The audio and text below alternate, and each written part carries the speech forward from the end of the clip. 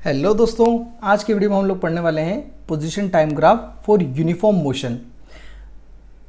इससे पहले वाले वीडियो में हम लोगों ने देखा था position time graph for stationary object या एक स्टेशनरी ऑब्जेक्ट के लिए। अब यहाँ पे अपन देखेंगे कि अगर कोई भी ऑब्जेक्ट यूनिफॉर्म मोशन कर रहा है तो उसके लिए पोजीशन टाइम ग्राफ कैसा आएगा। यूनिफॉर्म मोशन का मतलब क्या होता है कि इक्वल डिस्टेंस कवर कर रहा है, इक्वल टाइम इंटरवल के अंदर बार बार ये चीज़ कर रहा है वो, है ना। तो देखिए, an object in uniform motion covers equal distances in equal intervals of time। Correct, ये अपनी डेफिनेशन होती है। So the position time graph for an object in uniform motion along a straight line path is a straight line inclined to the time axis। मतलब जो time axis के आपके पास में आएगा, time axis in the sense ये मान लीजिए x है, ये मान लीजिए y है, तो x को अपन ने टाइम एक्सिस माना है, तो इस टाइम एक्सिस के साथ में इंक्लाइंड आएगा। और देखिए ये जो ए बी लाइन बन रही है यहाँ पे, ये वाली लाइन, ये ए बी जो है ये इंक्लाइंड है। इंक्लाइंड मतलब एक पर्टिकुलर एंगल बनाती हुई टाइम एक्सिस के साथ में, ठीक है। तो ये क्या हो गया आपका, इस टाइप का इसको आपको ग्राफ मिलेगा। तो पहले हम ग्राफ समझ लेते हैं, उसके बाद में प्रैक्टिकली कोशिश करते हैं कि अगर कोई भी ऑब्जेक्ट यूनिफॉर्म मोशन कर रहा है तो उसका हम ग्राफ कैसे ड्रॉ करेंगे। मान लीजिए ये अपने पास में एक ग्राफ है ना। यहाँ पे जो ए बी है ये ऑब्जेक्ट का पोजीशन बता रखा है कि इक्वल टाइम के अंदर इक्वल चल रहा है, तो इस तरीके से ग्राफ मिला इसका। अब यहाँ पे अपने पास में क्या करना है कि जो पी पॉइंट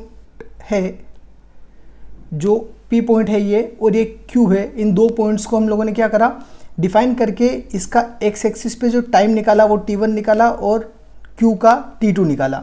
उसी तरीके से इसका पोजीशन निकालेंगे x1 और q का निकालेंगे x2। अब अगर हम इस लाइन को और आगे खींचते हैं तो यहाँ पे आपका एंगल बन जाएगा थीटा, करेक्ट। अब अगर ये वाला जो डिस्टेंस है छोटा सा q से r के बीच का, इसको अगर अपन नाम दे तो क्या हो जाएगा, x2 माइनस x1 हो जाएगा, है ना। क्योंकि यहाँ से यहाँ तक है x2 और यहाँ से यहाँ तक है x1, तो ये क्या आ जाएगा आपका x2 माइनस x1।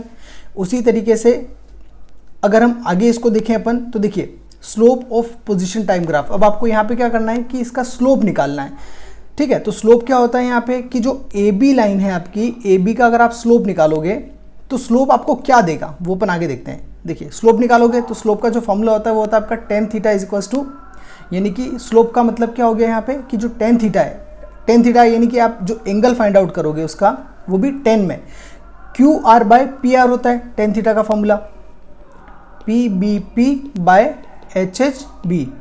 तो ये अपना शॉर्ट फॉर्म होता है ट्रिग्नोमेट्री के फॉर्मूलेज याद रखने का। तो परपेंडिकुलर बाय बेस, परपेंडिकुलर क्या है क्यू आर और बेस क्या है अपने पास में पी आर, तो ये हो गया अपना। अब क्यू आर की जगह पे वैल्यू है अपने पास में x2 माइनस x1, ग्राफ में ऑलरेडी मैंने आपको बता दी। और जो पी आर है, पी आर मतलब जो टाइम है आपके पास में नीचे वाला, यहाँ देखिए ये पी और ये आर, तो अपन यहाँ पे देखेंगे टाइम क्या हो जाएगा, t2 माइनस t1 हो जाएगा। तो ये आ गया आपका टाइम, करेक्ट, जो कि होता है आपके पास में x2 माइनस x1 को अपन बोलते हैं डिस्प्लेसमेंट अपॉन टाइम। और ये फॉर्मूला किसका होता है, ये होता है अपने पास में वेलोसिटी का। तो टेन थीटा ने अपने को क्या दिया, velocity the. In short tan theta ने अपने को क्या दिया, velocity the. It means slope of position time graph gives velocity of the object. इसका मतलब क्या होगा कि जो स्लोप है, अगर हम स्लोप फाइंड आउट करते हैं इस ग्राफ का, तो वो ग्राफ हमको क्या देता है, वो हमको वेलोसिटी देता है। ऑलराइट, ये चीज़ आपको ध्यान रखनी है। अब देखिए इस टाइप का अगर ग्राफ अपन बनाने की कोशिश करें तो कैसे बनेगा। मान लीजिए कि ये एक्स एक्सिस है, ये वाई एक्सिस है। अब कोई भी ऑब्जेक्ट इक्वल डिस्टेंस कवर कर रहा है इक्वल टाइम के अंदर, है ना। हम ये मान लेते हैं कि ये 5 मिनट है, वापस ये 10 मिनट है, फिर 15 मिनट है, फिर 20 मिनट है। मतलब हर एक के अंदर 5-5 मिनट का गैप है, मिनट्स में ये टाइम है अपना। और जो डिस्टेंस है ये अपन मान लेते हैं 1 किलोमीटर, ये 2 किलोमीटर, ये कोई भी एक मैं रैंडम एग्जाम्पल बता रहा हूँ, 3 किलोमीटर। यहाँ पे आप बिल्कुल इसको सही मत ये करिएगा कि यूनिट वगैरह सब मिलाकर 1 मिनट में 1 किलोमीटर में, मैं आपको सिर्फ समझाने के हिसाब से बता रहा हूँ।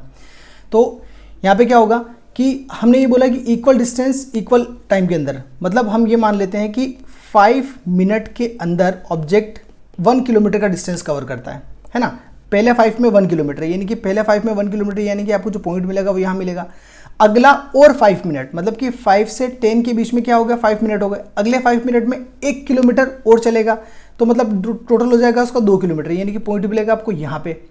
उसी तरीके से नेक्स्ट की बात करेंगे, 15 में कितना, 3 का मिलेगा, मतलब 1 किलोमीटर और बढ़ गया अगले 5 मिनट में।